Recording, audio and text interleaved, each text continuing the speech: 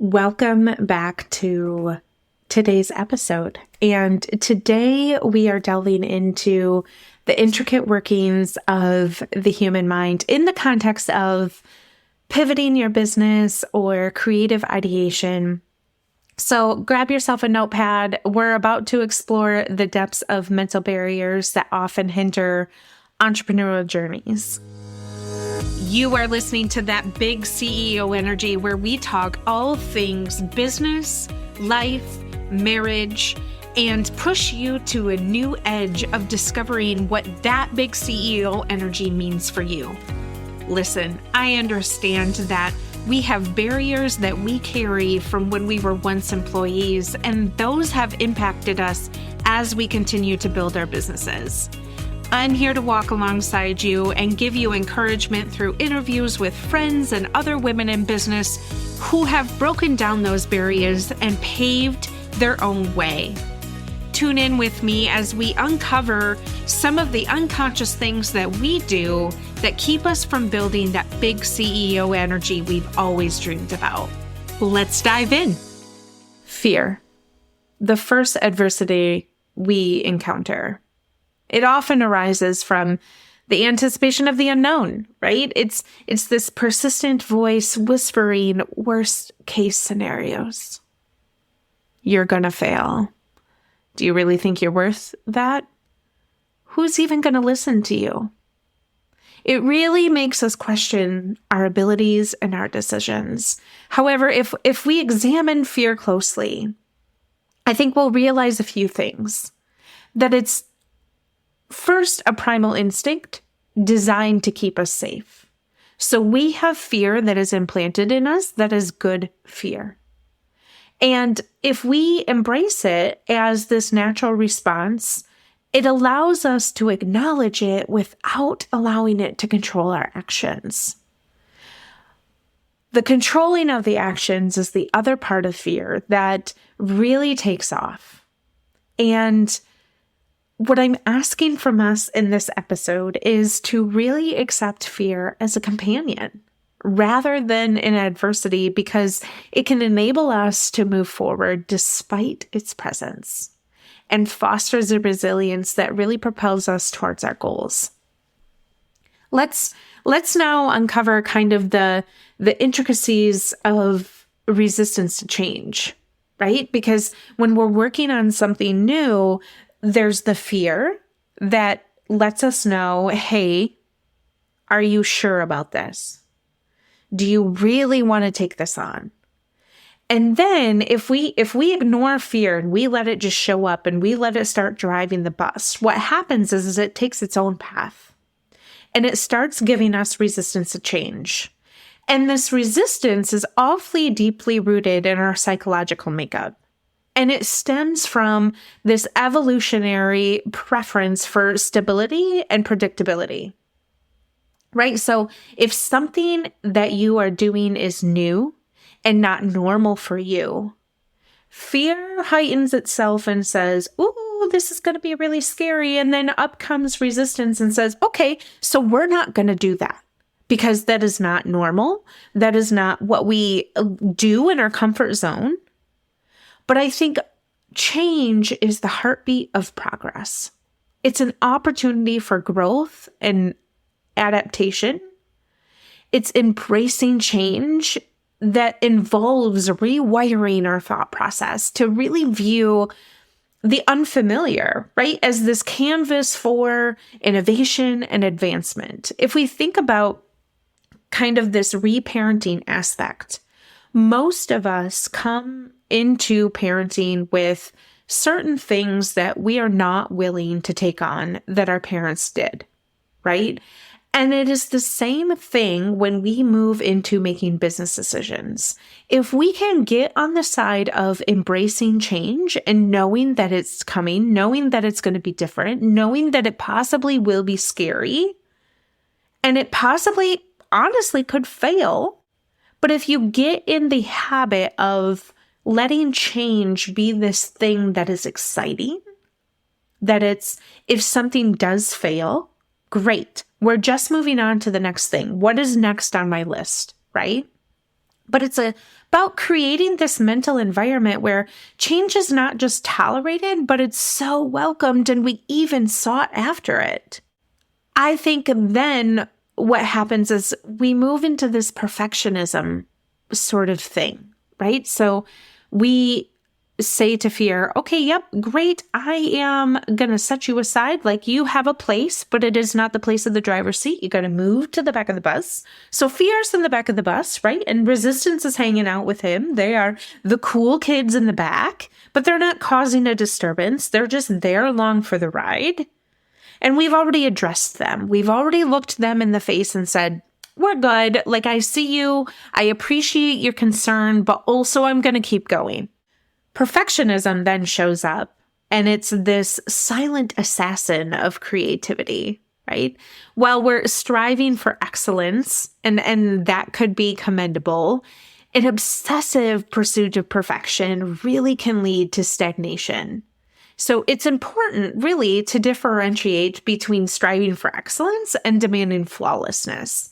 And that often can be a rift in our business decision-making and what we do inside of our business. I have this running thing with my clients where it says, done is better than perfect. When it's done, we can move on to something else. But if you are always circulating around this perfectionism, it's never going to be done. You're always going to be hyper-focusing on it. You're never going to get to the next big thing. But when you embrace a growth mindset, it really allows us to view these mistakes as stepping stones, right?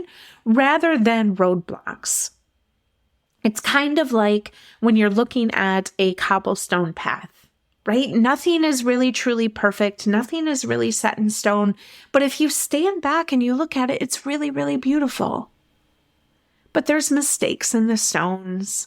Some stones of the path have been worn down way more than others, right? Some stones are a little more shiny. Some are just a little bit of a different color. Some stones you think are pretty. Some stones you don't see as very, very pretty, but they're all there and they're all working and they're all harmonizing and they're doing what needs to be done. Now, you as a person, as a cobblestone sort of maker, you're not going to go and you're not going to make sure that every single stone is perfect. Because if you do that, then you're not going to have enough for the road that you are on. It's about fostering a culture that values progress over perfection and encourages experimentation and learning from every experience, no matter how imperfect. When you look at the stones on a cobblestone roadway, you don't pick out the imperfect ones. You look at it as a whole, right? And you say, this is really beautiful. And what did they do to create this? You don't pick and choose which ones are beautiful and keep those in your mind. Now let's shine a little light on the shadow of self-doubt. It's that persistent whisper casting doubt on our capabilities. It's feeding this imposter syndrome and really breeding insecurity. That's what it does when we have self-doubt. However, self-doubt can also be this double-edged sword, right? It pushes us to critically evaluate our actions and decisions. But on the flip side, what happens is if we do that too sharply, it then paralyzes us with indecision, where we feel like we cannot make a decision. We can't move forward because we have all these things telling us that we're not capable. And when we develop a strong sense of self-awareness, it really enables us to acknowledge our strengths and weaknesses without this self-doubt cloud of judgment. So what I always like to think of it as is pulling out at a 500-foot view and really looking at your life, looking at your business and saying, okay, this is an area where we should be, really optimizing, but I don't know how to do X, Y, and Z. I'm either A, going to learn it, or I'm going to go find someone to help me. But it's about cultivating this resilient mindset that acknowledges the possibility of failure, but it believes in the capacity for growth and learning. So if you believe in the capacity of growth and learning, then you don't have an opportunity to acknowledge that there's a possibility of failure. And then when the failure happens, or if the failure happens, you objectively then can look at it and say, oh, interesting. So it didn't work because of X, Y, and Z. Those are things that I either need to tie up or I need to find somebody to help me, X, Y, and Z, ... But you're in this growth mindset where you can objectively view things as opportunities to move it in a different direction. But you can't do that when you have impatience and really have often underestimated this balance between ambition and practicality. You know, in a world driven by instant gratification, it's really easy to overlook the importance of patience. Building a successful business, and whatever successful business means to you, or fostering groundbreaking ideas, really requires the steadfast perseverance and unwavering commitment to the journey. Even when the results seem distant, right? Even when it's not something that is going to be complete in the next month, but it's going to take you another 5 years. You have to be in no less than steadfast perseverance and an unwavering commitment to how that journey is playing out. And practicing patience, and I'm laughing at myself, and if my husband is listening, he's going to laugh too, because he's like, you are the least patient person that I know. And it's true. In most areas of my life, I am like the instant gratification queen. I want things done now, and I don't want them done later. And so it is very hard for me, especially in business, to practice patience. But I promise you, if you start practicing patience in your personal life, your personal development then becomes your business development, and you're able to do it in your business.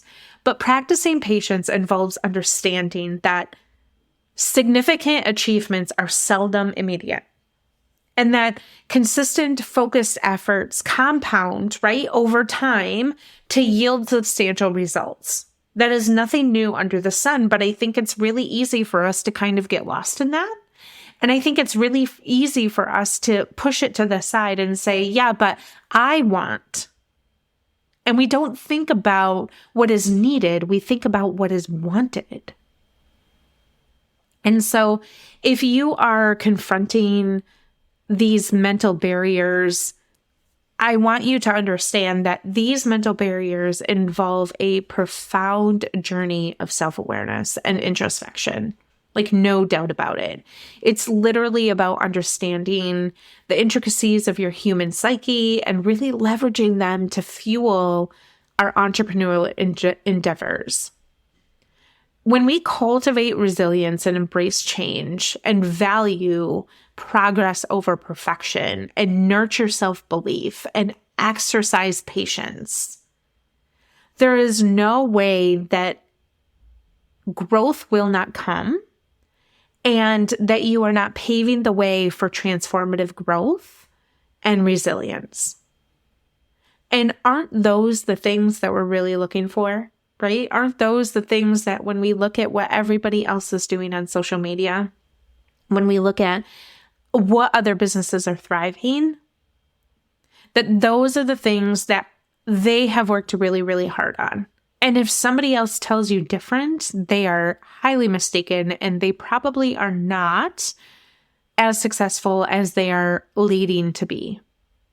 And what is success, right? What can we define by success? What does that mean to you? I think everybody has an added layer. But I think success for me is if I can get myself to a position where I have this high self-awareness and introspection on understanding who I am, how I show up in my business, how my business is going to operate with and without me.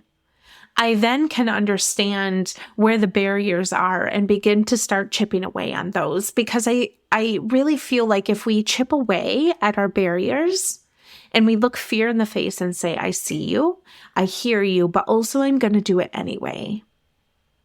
That is when we really start to grow. And really that's when our business starts to flourish, because we are comfortable. We like to live in the unknown, right? We like to do exploring, and we like to try different things. And sometimes those things will surprise us and yield monetary results.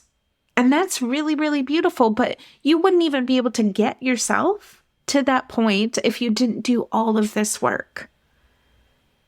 So I hope that this was helpful to you in the sense that it allows you to see maybe some parts and pieces that we all need to work on.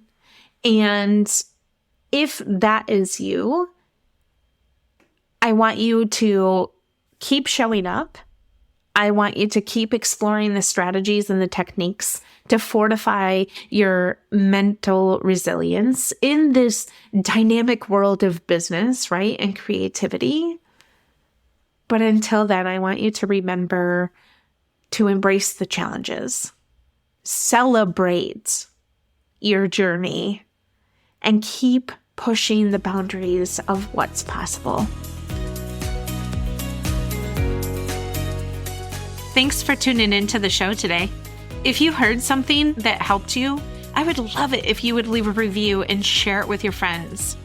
This helps more people just like you become inspired to move the needle of their big CEO energy into a positive direction. If you would like to learn more about how I can help you streamline and position your business for growth or lead your business as a CEO, feel free to jump into the show notes with all of the links to find me. And don't forget to head over to Instagram so we can be pals.